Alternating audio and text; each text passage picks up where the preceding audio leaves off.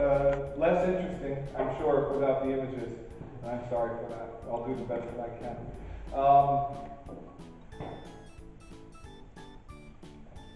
The slides really carry me. So usually I begin by just telling very briefly how I fell into beekeeping and show you those characters. My father, his mother my father is a beekeeper, his mother was, and her father. So a long line of beekeepers is where I come from. And my brother and his son, who are here also, along with my father, all keep bees. But we're sideliners. We're not these big pollinators that I'm sure you've seen in the beekeeping journals and on the programs. We've never had more than 500 hives.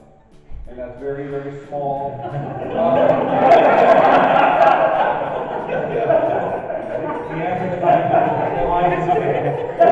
Usually I know bees are hives. Oh, bees are hives. Usually I know where the laughter is going to come, and when it comes unexpectedly, I've done something wrong. There ain't quite from the taste of Where I grew up, amongst the beekeeping world, population, 500 hives, you're still a sideliner. It's not such a big operation. There are beekeepers out there who have tens of thousands of hives, but they're, of course, the ones who are pollinating the almonds in February and March. They take a collective nearly 2 million hives, which is about half of the hives in the U.S., to California to pollinate the almond crops beginning in February, and they schlep them around 300 per trailer all over the country for most of the year, other than when they're at rest in the Dakotas or in Florida. So that's how that goes. We only work in what's called the tri-state area, which is Connecticut, New York, and New Jersey.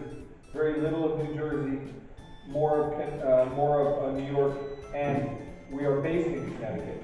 When my father, his family came down from Quebec, French-speaking part of Quebec in the north, they had a dairy farm and bees. And there was a bit of a disconnect when they left their farm and moved to the States. They didn't have anything for a long time. They literally almost didn't have anything for quite a while. And then he built up again. He became a firefighter and then got into the bees. So I don't stand before you a person who's just been a beekeeper forever. We've all had other professions. My brother's a police officer. I used to teach at university, and but we've always done bees. And I think that in that respect, we probably have something in common. I think that all of you are keeping bees and have another vocation or had another vocation. I think that might, except for you laughing again, odd time for some reason. But you've never worked at all. You know, one in every crowd, sort of. We would need to have another vocation. You do need to have another vocation. I see. They say. I'm sure you've heard that if you want to make a small fortune in beekeeping, you begin with a large fortune and you just whittle it down. It is true. I've managed to find a way to only keep bees now. That's all I do. But the answer is it's not for everyone. It's just you just marry up.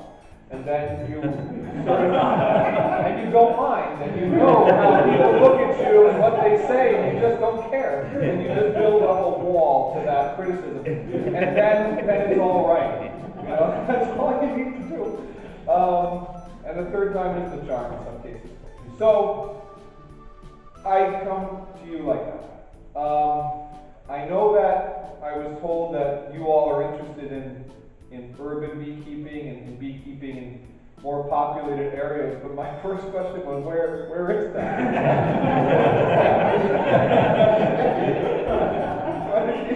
If you say so.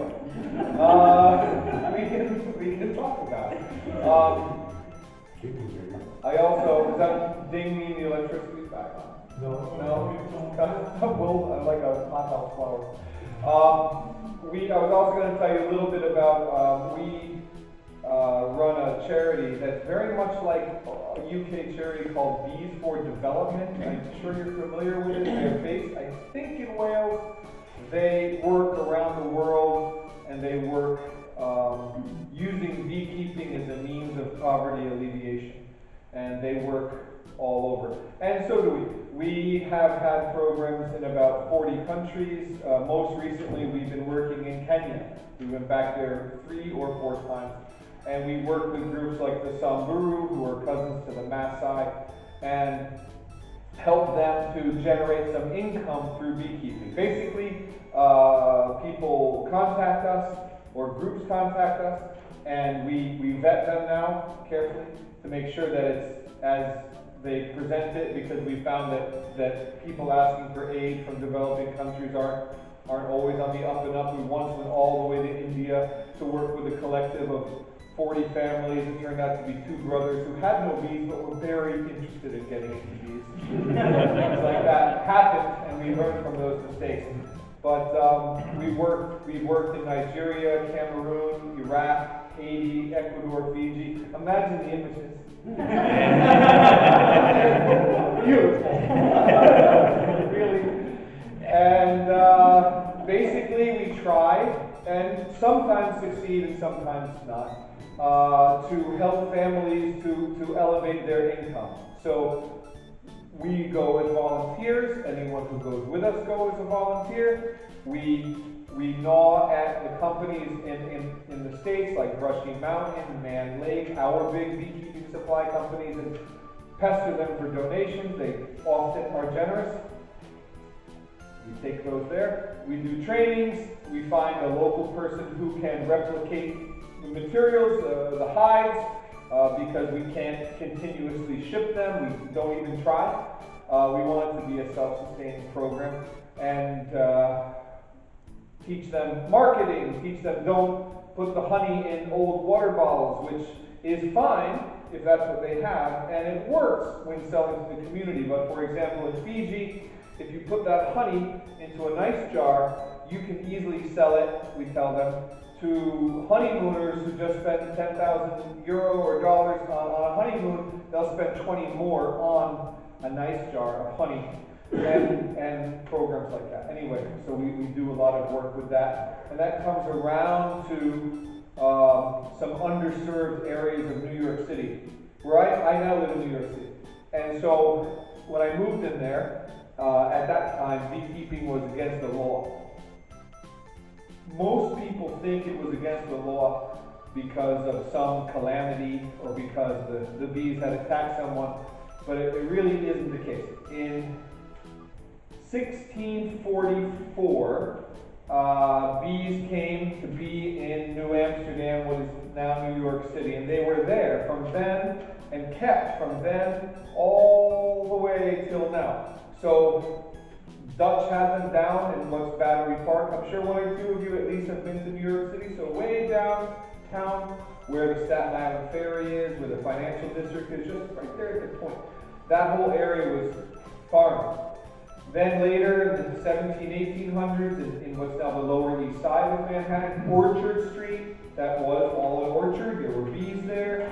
I've got some great articles that you can't see, but you can imagine, from Harper's Bazaar Weekly from the 1860s that show a lady in her, long sleeves and, maybe you can see a little ankle with 40 beehives on a roof of a building in Lower Manhattan. So bees have been, and then next is a 1903 New York Times article talking about city beekeeping and rooftop beekeeping. So beekeeping in New York City, as an example of a city, has been active for almost 400 years.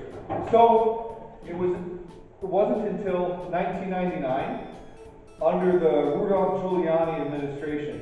You may know him as the man who ruined Times Square. So Rudolph Giuliani was desperately, this is true, desperately afraid of ferrets. decided to make ferrets, really, outlawed ferrets. No more ferrets in New York. Then some fella in the Bronx, not Woodlawn where all the Irish are, but some other area of the Bronx, some lesser area of the Bronx, had a tiger in his apartment. He really did. And it was found that he wasn't violating any law or ordinance whatsoever. It was okay under the law to have that tiger. Well, some people, it was public housing, some of which I think you call council? Right. State. So, anyway, the city, in their infinite wisdom, decided that that was probably not a great idea. So they made a short list of animals that were allowed to be kept in New York City. Cats, dogs, ferrets was not on that list. Gerbils, certain types of fish, a few types of snakes, and that was about it. So everything else in the encyclopedia was banned. Honeybees was part and parcel with that list, but really nobody thought about honeybees one way or the other. There was no campaign to rid the city of honeybees. That was 1999. So then in 2007, I think, we, being about 12 people, which I understand was about the number this group started with, and now it has at least doubled. Actually, I heard you're 94 now, which is pretty good in 4 or 5 years, so I think that's well done. We started the New York City Beekeepers Association. And there was a dozen of us, and we petitioned the Department of Health and Mental Hygiene, which is the name of the group that governs beekeeping. I don't make up the names, so that's just what they're called. They have a squad that looks after mosquitoes. They have a squad that looks after this and that. Any mental health issues, and bees, which makes sense that they're somehow sort of connected. I'm sure there's a lot of crossover between beekeeping and people who need mental health care. So that was just uncomfortable out so basically, it went through the machinations of democracy, and we had to write things, and they wrote back, and then we had meetings and meetings and meetings. And finally, there was a public hearing. Now, I didn't realize how aligned the Irish are with this beekeeping story, because the same day that we had the public hearing for the honeybees to be legal or not was the day that there was a hearing that the horse-drawn carriages in Central Park be banned or not. And if you don't know, every single one of those drivers is an Irishman. So we've got Liam Neeson, who lives 2 streets away from where I live, always on the television shouting that we've got to keep the horses here, and the Irishmen are all behind them. Their horses have them passed. And so that day, there was a huge turnout of horse fanatics who were pro-horse, but they didn't like the horses in the parks. So anyway, the bee thing, they just really wanted to get it over with. The council quickly said, does anybody have any opinions? Does anybody care about this? Basically, they said no, passed, and then they went on to the horses. So beekeeping became legal with a whimper on March 15, 2010. I petitioned very strongly that the city of New York set up regulation about beekeeping in New York City.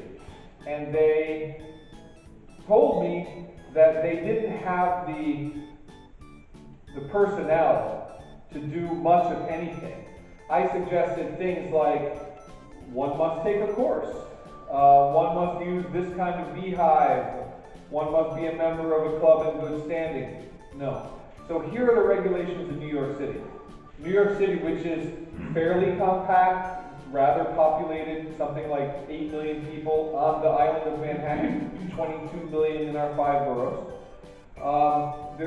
The beehive must be 5 feet, which is 1.5 meters. I don't know if you do feet here, sorry. You do? Okay. Okay. Because I'm having trouble with the Celsius thing.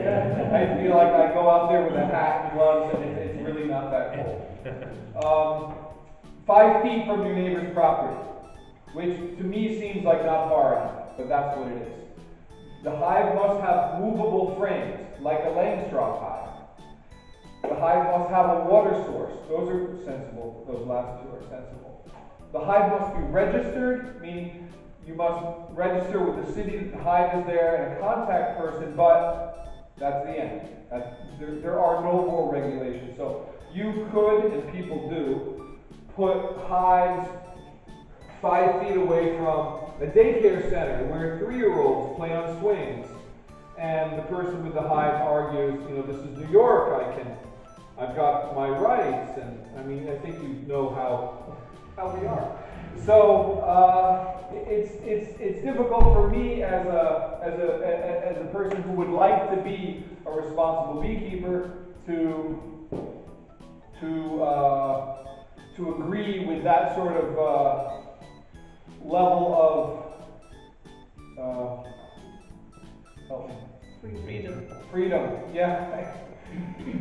Just sort of that attitude of I can do what I want because this law says I can. So what people have been doing is people who like to use top bar hives and things. And mind you, I'm not saying top bar hives aren't fine. I don't think they're great because it's hard to inspect them for a novice beekeeper. That's all I'll say. God love you if you have a top bar hive. But a lot of people get top bar hives in New York City. They're part of this hippie hipster generation who think, well, let the bees just be natural and do their thing. But the way I look at it is, if you want your bees to be natural and do their thing, let them live in a tree in a forest. You can visit them from time to time. You don't need to shove them in a little box on your Brooklyn apartment and then go to the bar and try to impress some girl telling her how you're a beekeeper while you show your tattoos and dress poor while collecting your trust fund. One opinion. So what they've done is they've in New York State now there's a law that it must be a movable frame hive, but of course the creative types have found a way. They'll have one movable frame and they'll say, I have a movable frame, here it is. And then the rest of the hive is packed. And you've seen top bars how they work. Sometimes you get cross comb and everything, and it's fine, but again, now, the Department of Health and Mental Hygiene has bee inspectors now. And all of the training they've ever had in having me speak to them in a room like this for 1 hour a year with no practical training at all. Because who has the time? Where's the budget? I say, I'll volunteer. No, still. So, they basically walk up to hives that have registered, measure 5 feet, is there a water source? Looks good to me, and then they go. The problem is they know so little that they'll go to hives in January and say, well, there's no water source, and then they'll write a $2,000 ticket fine to the owner, not understanding that the bees won't need a water source at freezing temperatures, or they will just in some other way encourage beekeepers in New York City not to register their beehives. Because if they don't register the hives, they never get a visit from the Department of Health. So our club has seen the registration numbers soar from around 28 to something like 250 and now go down to about 80 again.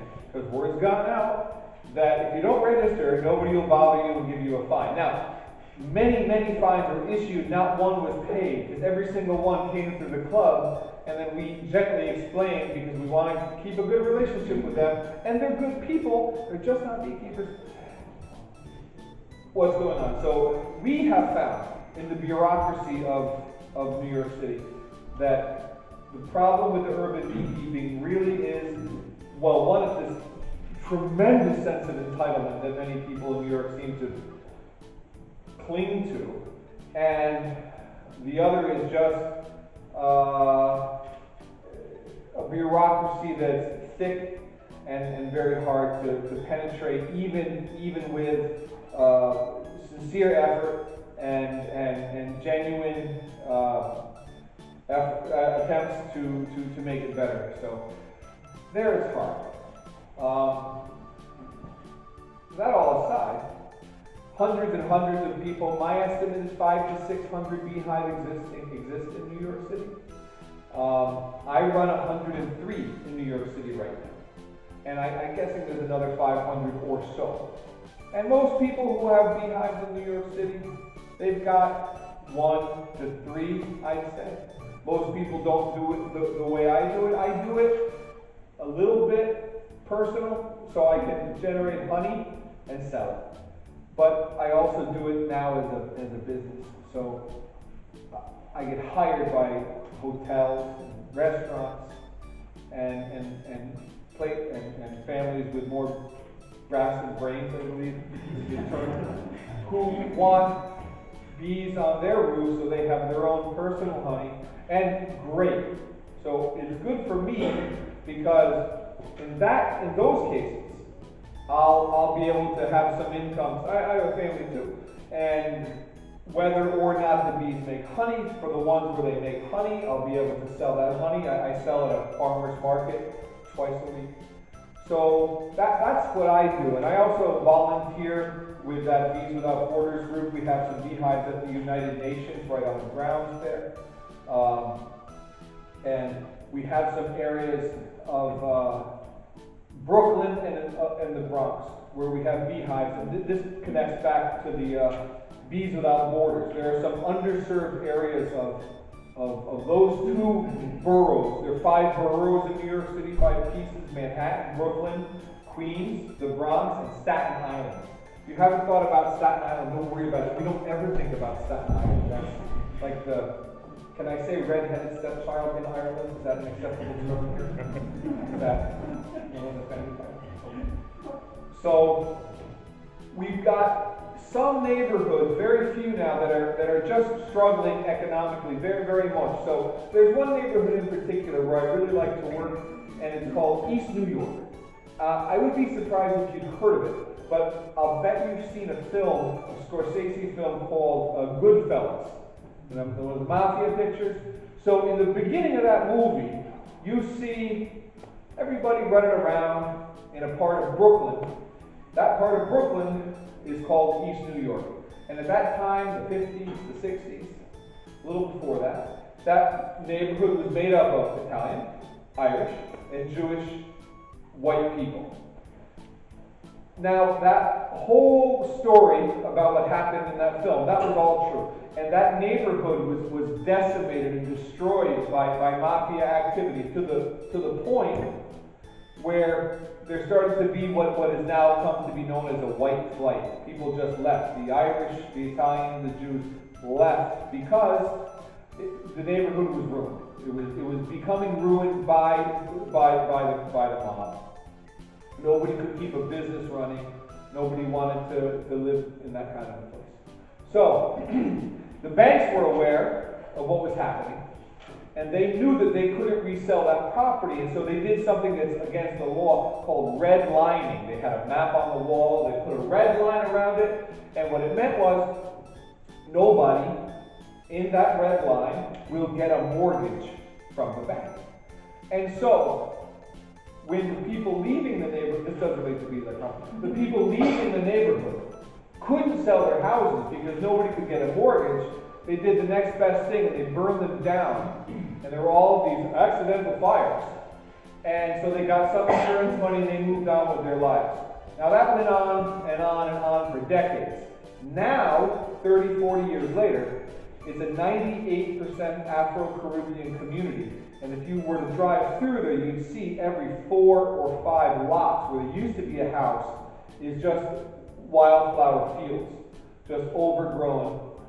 And a lot of the women, mostly, from this community are avid gardeners. And they've turned those lots into sometimes very beautiful community gardens. It's a community that really enjoys fresh vegetables, fruits when they can grow them in that climate. And it is a perfect place for bees. So we have put many, many beehives in that community.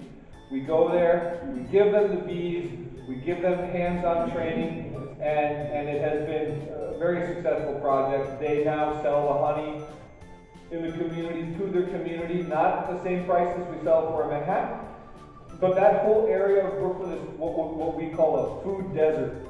Even if you had a pocket full of money, you would need to leave the community to buy fresh food, unless you buy it from that farmer's market. There is no place selling anything fresh, because there's no business there, nobody wants to invest in the neighborhood. Now that's changing a little bit, very little, but it's changing slowly. So we do a lot of different beekeeping programs. We also have been putting beehives in public places that are very, very public. Like, who's been to New York just a few? Oh, good. Wow, I've got 10. So there's, for example, Bryant Park. If you leave Grand Central, you go 2 blocks up, and there's a park between 5th and 6th, between 40th and 42nd. A nice big park. It's very nice.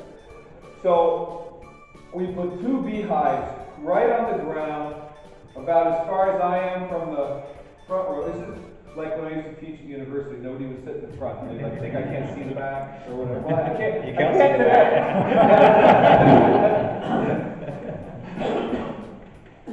In Bryant Park, we have 2 beehives stuck right there.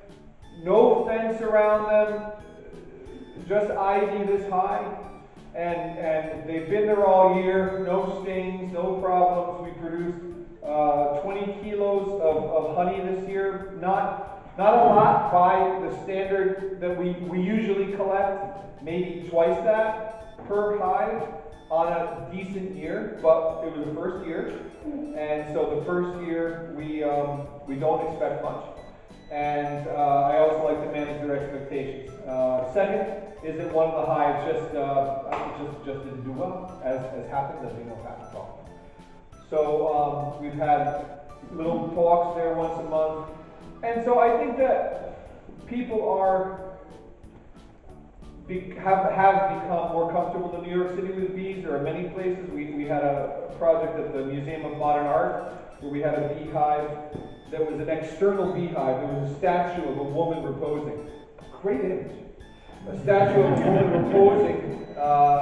It was a Max Weber statue from the 1930s that a French artist Pierre Huyghe copied, and then for her head, the bees had built a comb externally and lived there. So a full hive right in the middle of Midtown, right in the center of this posh little museum's garden. And again, no stings, no problems. Now, I did, I looked at it very carefully. I went every single day to look for swarm cells, because that's, like, I needed that like a hole in the head for the swarm at that museum, but it worked out. So, As it gets darker, you'll be finishing. well, I mean, I don't mind, but if you could, you know what would maybe help direct, so I can be sure, because I can't even, I can't see anybody's face, so I can't gauge any interest.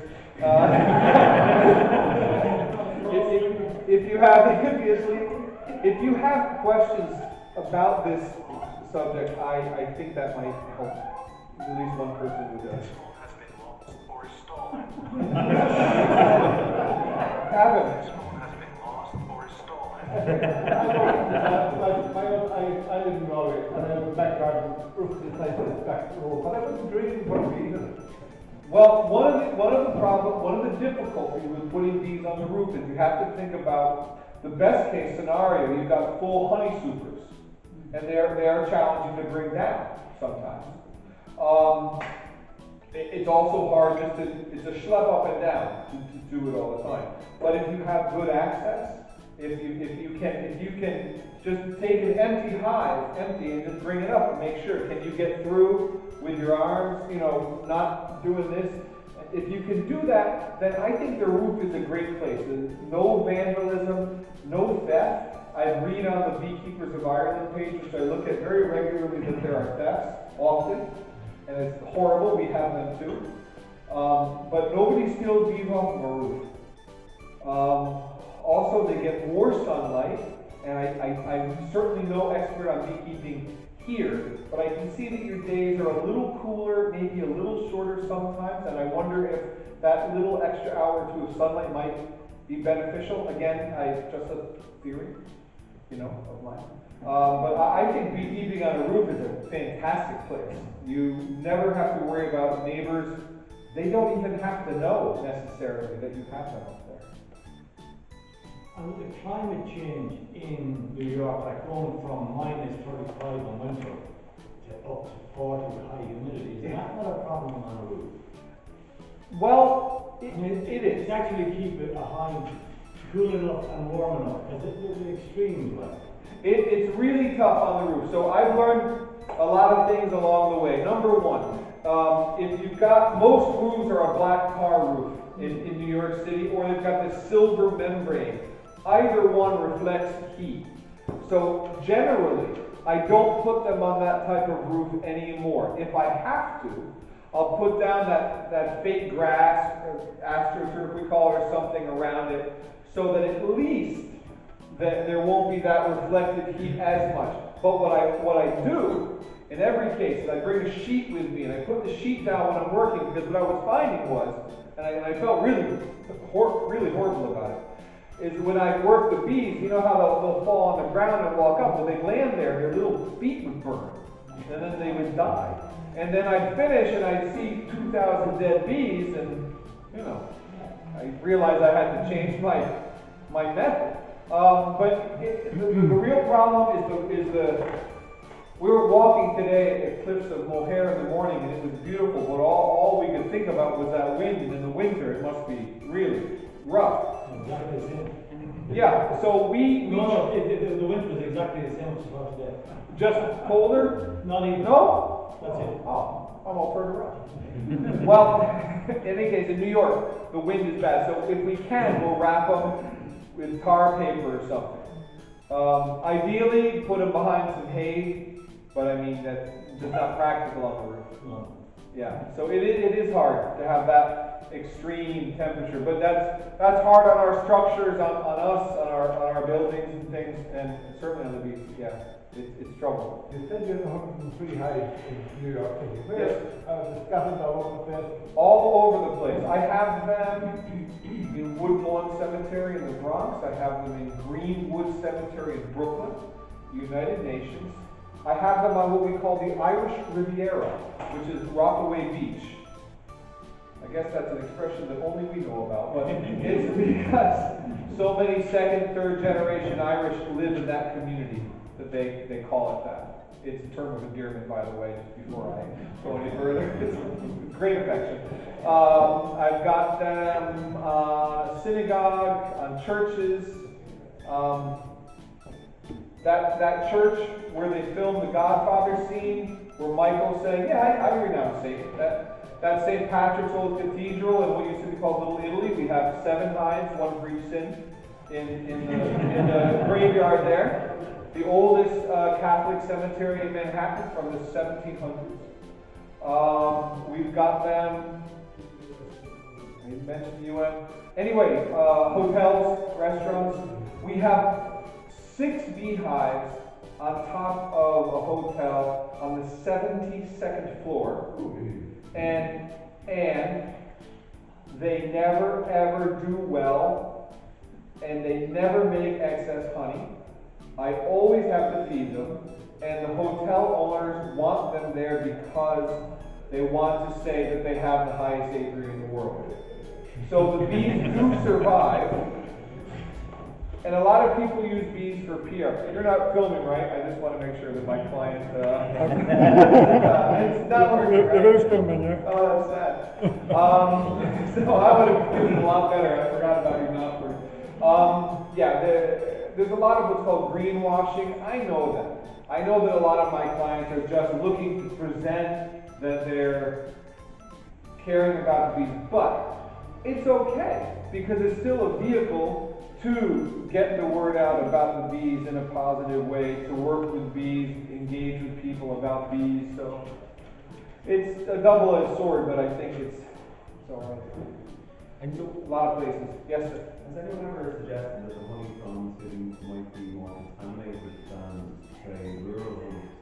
Or say PAHs, you know, they're hydrocarbons from engines and things like that. Has that ever been studied? There's been one reliable study done about that. It was done in France, and it tested the honey from the countryside in France, which has much stricter anti-pesticide laws than we do in North America. It tested that honey versus the honey from Paris, like on top of Louis Vuitton and the Opera House and the other places. So they found that the honey from the countryside had far more contaminants, and that was just because of homeowners, not big commercial, but homeowners spraying and using chemicals and such on their own lawns and things. So they found, counterintuitively from what I would have imagined, they found that the honey from Paris was cleaner than the honey from the countryside. We haven't done one in New York, but I'd love to see it done because I think it would come in the same favor. Now, the Department of Health also has a sector that sprays for mosquitoes, the same group who I work with. So they always tell me before